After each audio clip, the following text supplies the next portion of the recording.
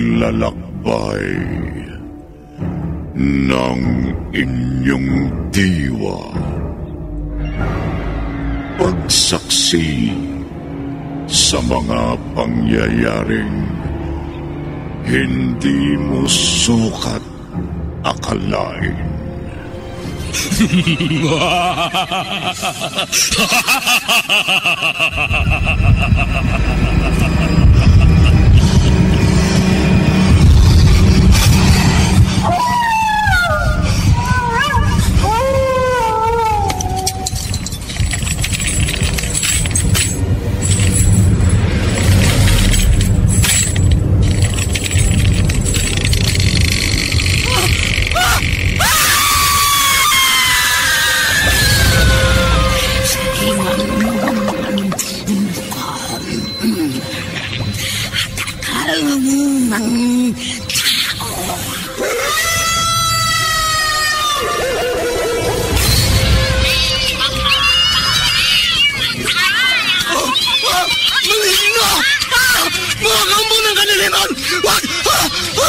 Huwag kayong lalapit sa akin!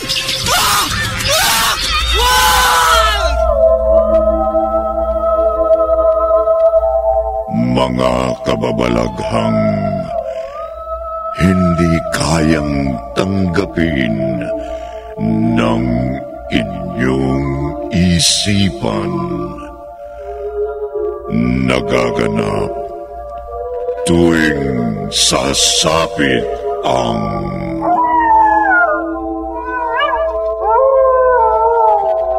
gabi ng lagi.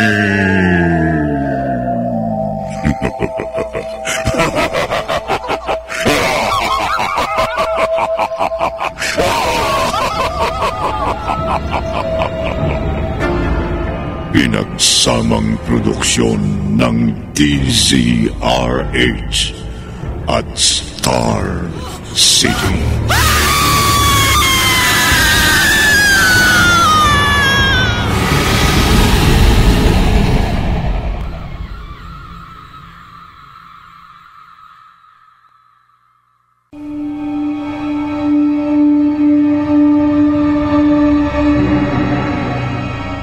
Magandang gabi, kaibigan. Ang pagbibiro ay dapat inilalagay sa lugar dahil kung minsan nagdudulot ito ng matinding kapahamakan. Ito'y paalala lang upang hindi mo maranasan ang malabangong na nangyari sa ating kwentong tampok sa linggong ito na pinamagatang Masamang Biro sa isa na namang Gabi ng Lagi.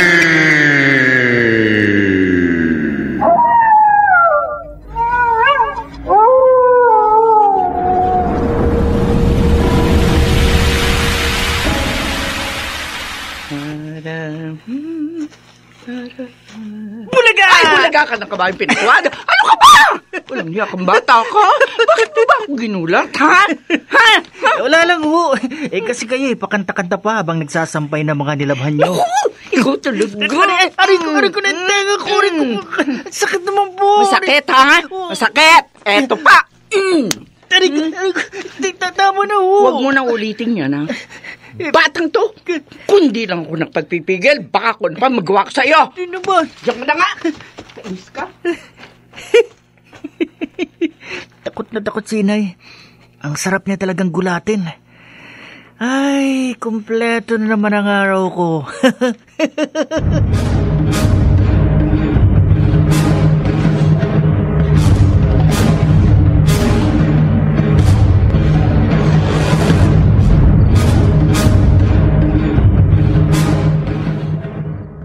Hindi ko gusto mga ginagawa ng anak mo, Anita. Halos wala na siyang pinipili sa mga ginagawa niya.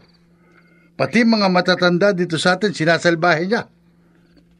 Hindi mo ba siya mapigilan sa kanya mga kalokohan? Tay, pinangangaralan ko naman ho siya. Ito. Minsan nga ho, nasasaktan ko na. Pero talaga masyado matigas ang ulo. Alam mo, nangangamba ako dyan sa anak mo. Itay? Kapag hindi niya itinigil ang ginagawa niya, yung mga pagbibiro niyang wala sa lugar, babalik din yun sa kanya pagdating ng panahon. Iyon ang tinatawag na karma.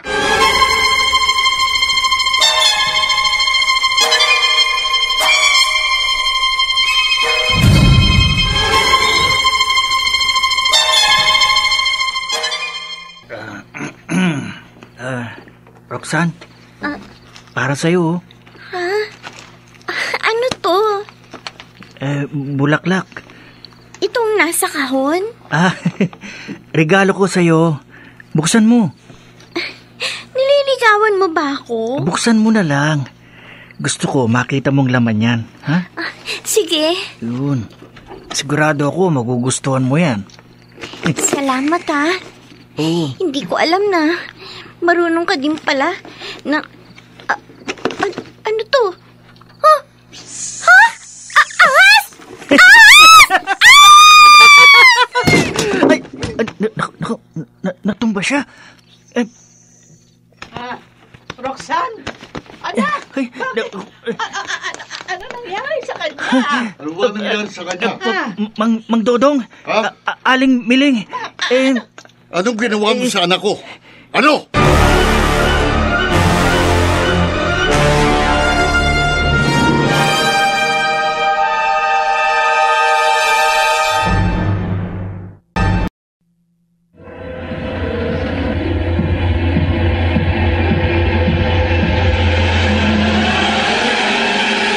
Balikan natin ang kasaysayang tampok sa linggong ito sa isa na namang Gabi ng Lagim.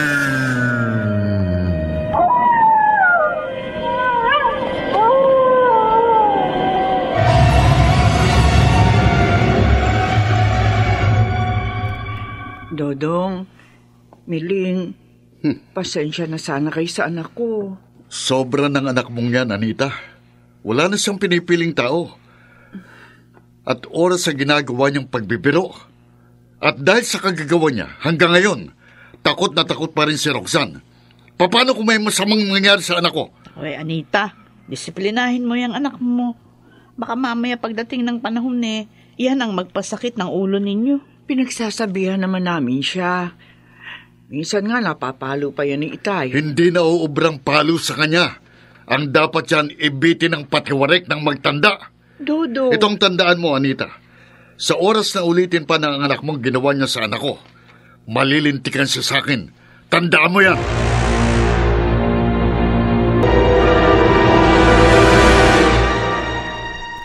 Hindi ba ang sabi ko sa'yo, tigilan mo na yung ginagawa mo?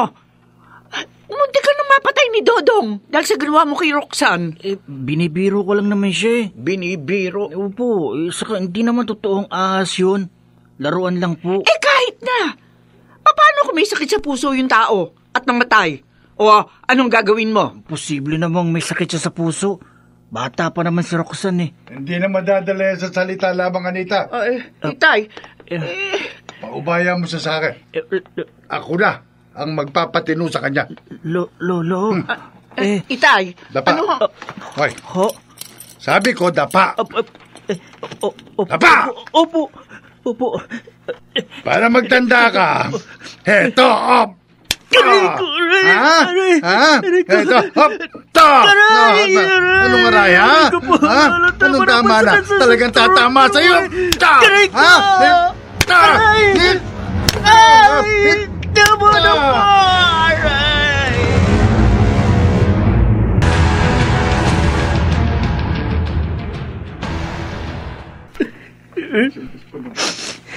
Sobra naman siya. Para yun lang Alos patay niya na ako sa palo. Kakainis siya. Bakit ba kasi dito pa nakatirang matandang yan? Ang tanda na, buhay pa rin. Anak, Nay, minom ka muna ng malamig na juice, oh. ayoko. Anak, tinimpla ko ito para sa'yo. Sabi ko na ayoko eh. Ba't ba ang kulit nyo? Benjo naman. Pinabayaan nyo po ako eh. Wala kayong ginawa habang sinasaktan ako ng lolo. Siguro hindi nyo ako mahal. Hindi naman sa ganun, anak. Hindi naman sa sinasabi kung tama ang ginawa ng lolo mo. Pero sana naman, maging daan na yon para magtanda ka, ha? Ayoko na sa inyo. Makikita nyo, lalayas na ako sa bahay na ito. At hindi na ako babalik kahit kailan.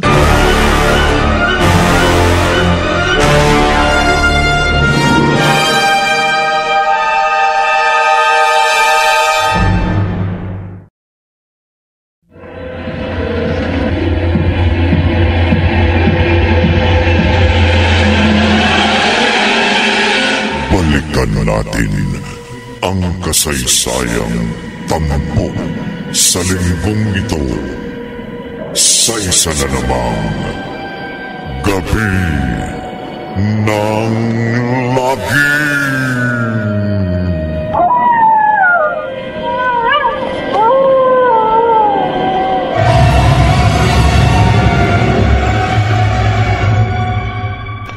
Ano na kaya nangyayari sa anak ko? Maghapon, hindi naman siya lumabas ng kwarto. Hindi pa siya kumakain ng tanghalian. Baka kumapaano na yun ah. Teka, buti pa tawagin ko na. Pupunta ko siya sa kwarto niya.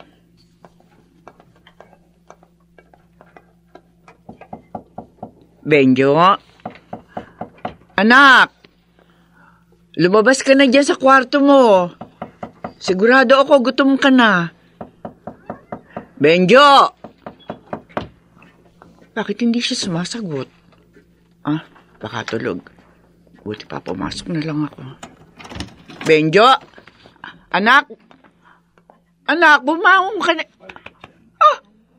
Benjo! Oh, Diyos ko! Anak ko!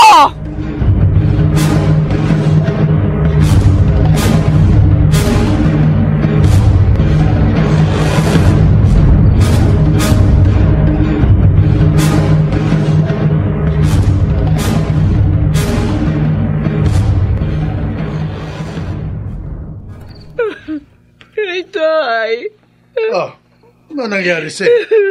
Ba't ka umiiyak? Kasi si Benjo, wala sa kanyang kwarto. Ano? Baka tinutuon niya yung sinabi niya na maglalaya siya. Talagang ang batang yan, oo. Hanapin natin siya. Hindi. Kung naglayas siya, hayaan mo siya. Natuto siyang umalis, matuto siyang bumalik. Itay!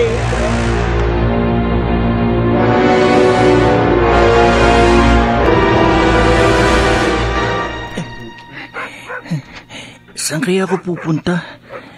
Ang dilim-dilim. Nakakatakot. Gutom na rin ako. Bumalik na lang kaya ako. Kaya lang, baka paluin na naman ako ni Lolo. Gamit ang kanyang sinturon. Ano kayang magandang gawin? Isip. Ay, alam ko na. Tama. Alam ko nang gagawin ko.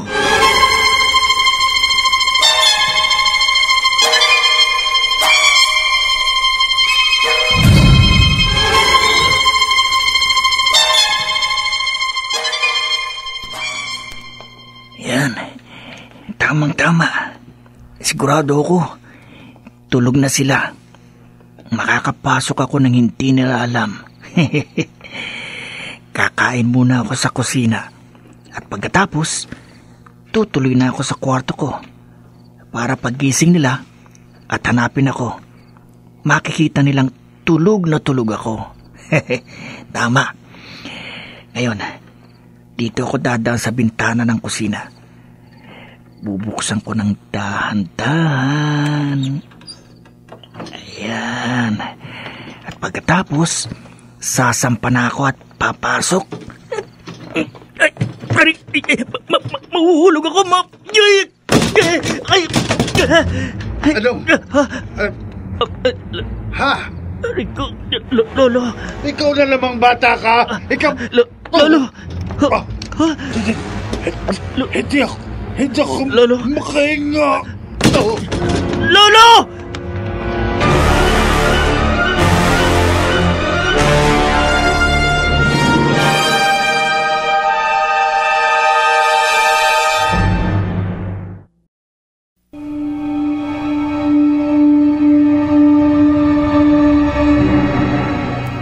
Ano ang mangyayari kay Lolo Manuel?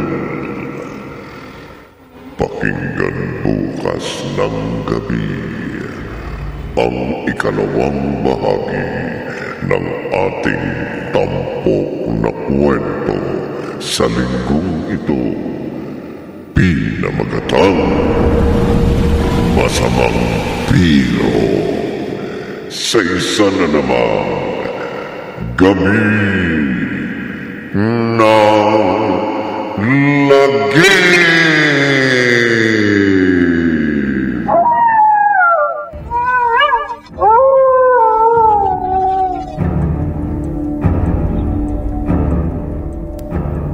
Mga nagsiganap: Bobby Cruz, Susan Robles, Phil Cruz, Rosana Villegas, Maynard Landicho Jr. at Chiquit del Carmen Amor. Naglapat ng tunog, Teryong, sa musika ni Buboy Salonga. Supervisyong teknikal ni Bong Muyar at Eric Lucero. Isinulat ni Maynard Landicho Jr. at sa direksyon Lionel Benjamin. Gabi ng lagi.